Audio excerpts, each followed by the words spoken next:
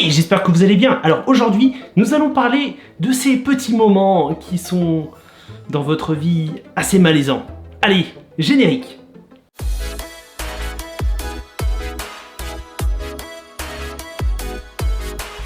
Bon, il y a quelques temps sur les réseaux sociaux, je vous ai demandé de me raconter un petit peu des moments que vous avez eu de malaisants dans votre vie. Et j'avoue que parmi eux, j'ai reçu quelques pépites. Ah, comme la fois où tu allais me promener, mais il y avait mes vêtements à l'envers. Oui, dans le genre. Allez, c'est parti pour les moments les plus malaisants.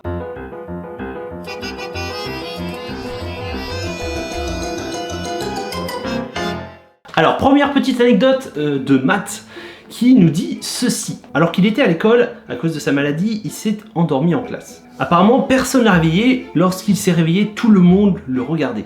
À qui ça n'est jamais arrivé ce genre de choses? Franchement, je suis sûr que vous qui regardez cette vidéo, ça vous évoque quelques souvenirs, non? Ah oui, à toi d'ailleurs. Comment ça? Quand tu étais au CFA, après avoir mangé un gros McDo. Ah... Ouais.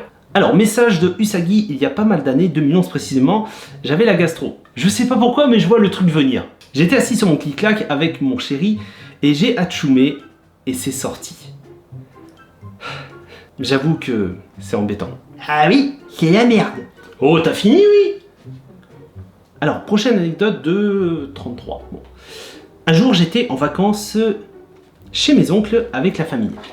Et je voulais pas dormir avec mon père parce qu'il ronfle. Ah, tu vois, je sais pas, y a pas que toi qui ronfle. Ah non, y a pas que moi, toi aussi.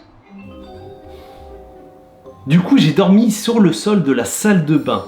Et j'ai été découvert par mon oncle à 7h du matin. Mais en même temps, mais pourquoi la salle de bain? Généralement, c'est le genre d'endroit avec les toilettes où tu termines après une longue nuit à trop s'hydrater. Mais j'avoue que tu rentres dedans et ça fait un peu bizarre, tu rentres dans la salle de bain et là tu vois quelqu'un en train de dormir. J'imagine bien le truc en fait.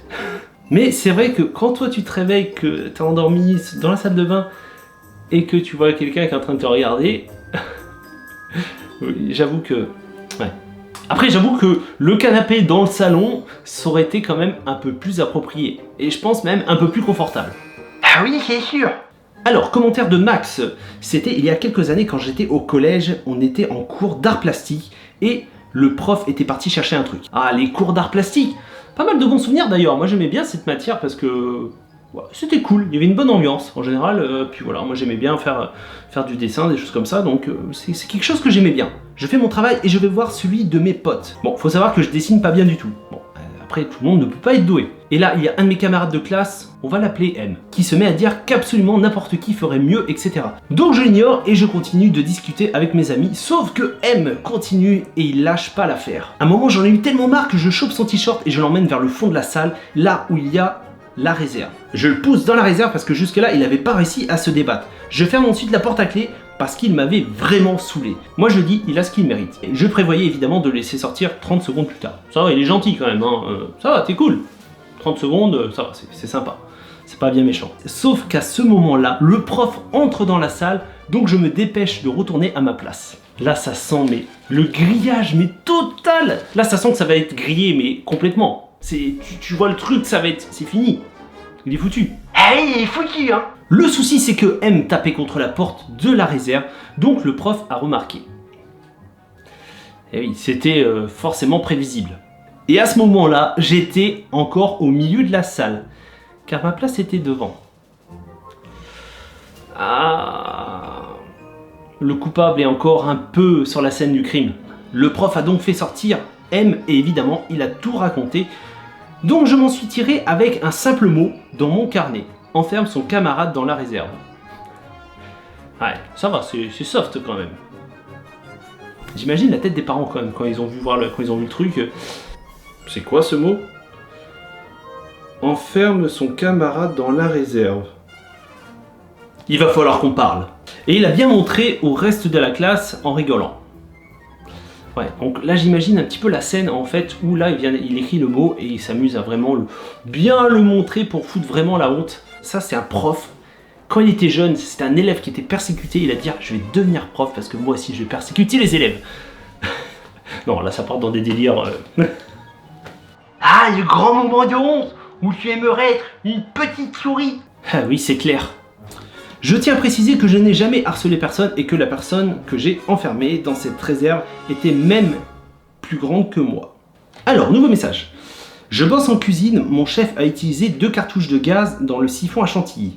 Ça me rappelle un truc quand j'avais mon restaurant. Résultat, il m'a explosé au visage. Jusque là, ça va, pas de chance, mais ça va.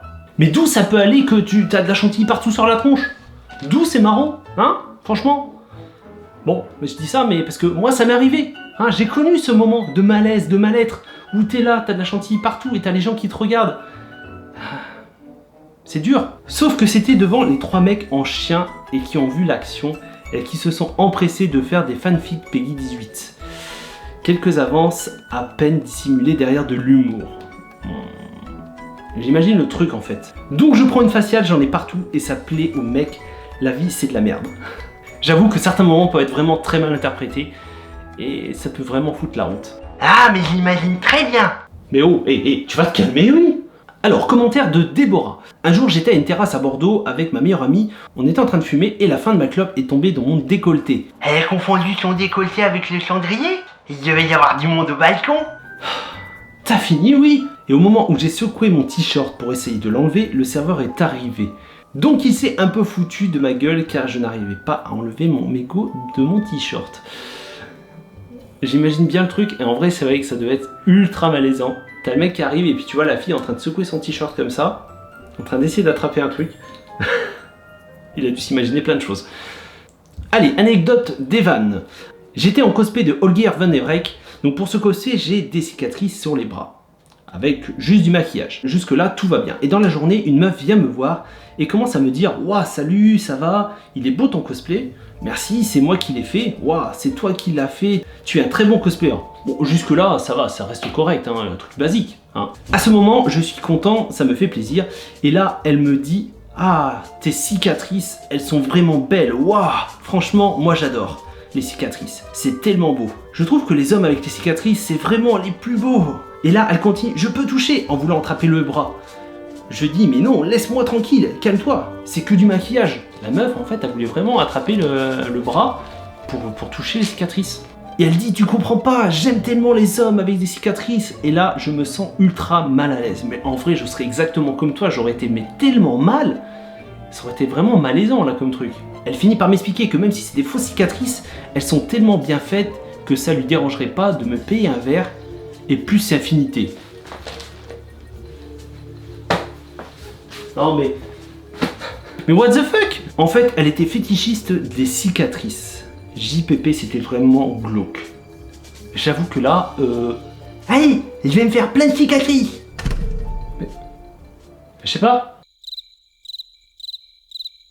Et voilà, cette vidéo anecdote touche à sa fin, j'espère qu'elle vous aura plu. N'hésitez pas à me mettre dans les commentaires quelle anecdote vous avez préférée. N'hésitez pas à vous abonner à la chaîne et à liker et partager la vidéo. Après, vous pouvez me retrouver toutes les semaines sur ma chaîne Japon où je poste un contenu régulier et varié. Et pour tout ce qui est gaming, eh ben c'est très simple, je vous attends sur ma chaîne Twitch. Pour tout ce qui est exclusivité, c'est sur TikTok et Instagram que ça se passe. En attendant, prenez soin de vous, portez-vous bien et passez une bonne journée. Car une bonne journée, ça ne s'oublie jamais. Allez,